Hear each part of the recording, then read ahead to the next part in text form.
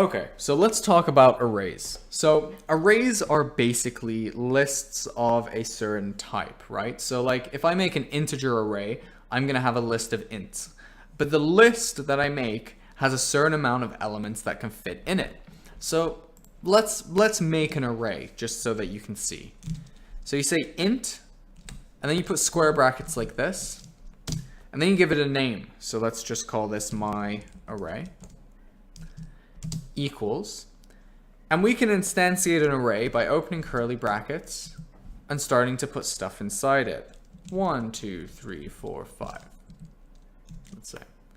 So what we've done is we've created an array with the values 1, 2, 3, 4, 5. And if we want to, we can take these values and we can see what they are. To do that, we go my array, and then we open two square brackets and we give an index, right? So let's say index 3.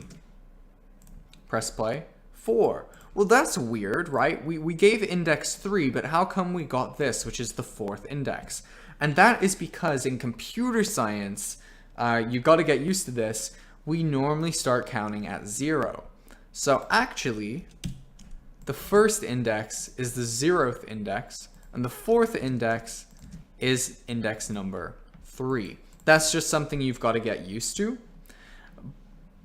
But that also means that if this array is of size 5, then the index 5 is actually out of range of this array, because that will be the 6th element, and there is no 6th element. We get an exception. And we get specifically an array index out of bounds exception. And that's because arrays have a specific length. The length they are created with is the length they will always have. And if you want to make a bigger array, you have to make a new one. There's another way of starting an array. So let's make a Boolean array this time. Boolean array called bool array equals. And you can start an array where everything starts at the default value. So we say new bool array, new Boolean array, and then inside the square brackets we can put a number, and this number is the length of the array. So these are the two different ways to start an array. You can either start an array by giving it a bunch of values already, or you can start an array by creating a new empty array.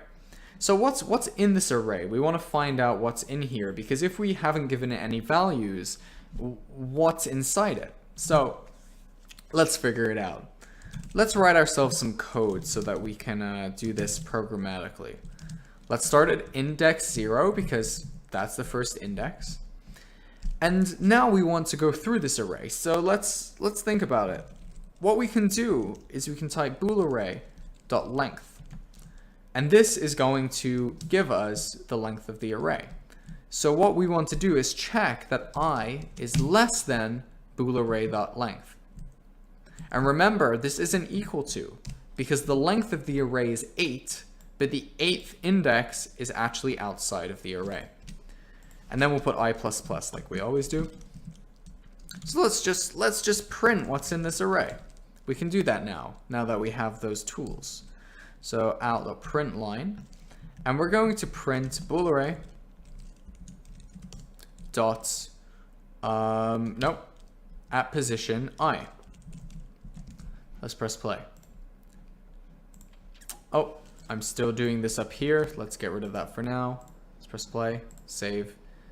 Okay, so that's what's happened. Look, we've just got an array that's full of falses, because false is the default value for a Boolean when you instantiate an array like this.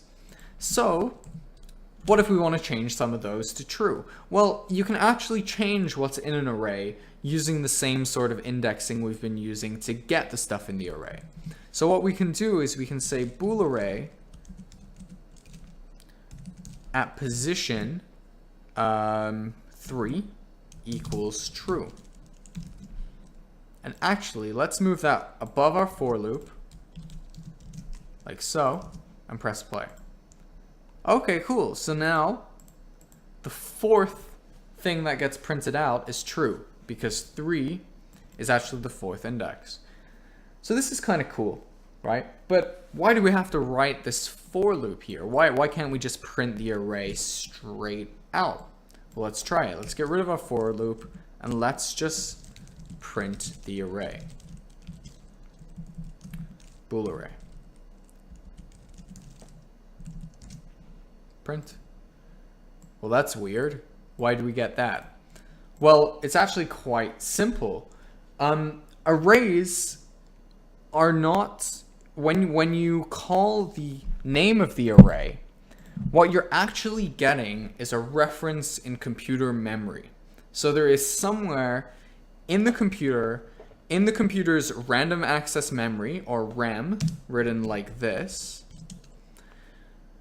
and you are getting the exact address of that array. Why is this useful? Well, it's not really, right? Like, it's not really useful to us, but this is what happens when you try to print the array by just printing the array straight. So you have to make sure that when you're trying to print arrays or you're trying to use stuff in arrays, you can't just pass the array to print it. So that's all I'm going to talk about with arrays for now. We are going to go over stuff like passing by reference later, but don't worry about it right now. I hope this helped. If you are liking these tutorials or want to see more student-made content, make sure to check out the TVM YouTube page, and I will see you next time.